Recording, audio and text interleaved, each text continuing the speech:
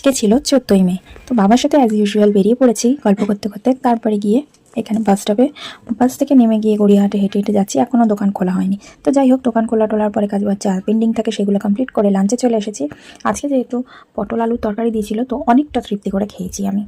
ইয়াস, তারপরে দেখো কবিতাদির অনেক টেনশন আর রিঙ্কির প্রচুর কাজ, কিন্তু আমি আর কি করব, তার মাঝে চলে গেলাম চেঞ্জ করতে। সকাল থেকে অনেক কাজ করেছি, এবার আর করা যাবে না। চলো বাড়ি যাওয়ার জন্য চেঞ্জ করেছি। আর যেহেতু 14ই মে আমার পার্টিপত্র আর বার্থডে উপলক্ষে দুটোই একসাথে ওদেরকে বলেছিলাম ট্রিট দেবো।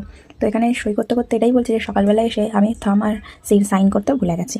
তো এখানে দেখো পুকু চলে এসেছে রোল নিয়ে। রোলের ট্রিট দেবো বলেছিলাম পেটুক থেকে, যেখান থেকে আমরা খাই। সেখানে দরজা বন্ধ করে রোল নিয়ে চলে আসাতে আমি সেই রোল এখানে বিতরণ করছি।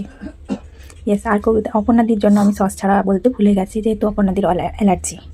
তো এখানে আমরা দুজন রোল খাচ্ছি, আর এই নিয়ে এসে আমার পিঠে বসেছে। আমি তো খুবই ভয় পাচ্ছিলাম। যাই হোক, এসে ওষুধের দোকান থেকে ওষুধ নিয়ে আর মাকে আম দিলাম, দিয়ে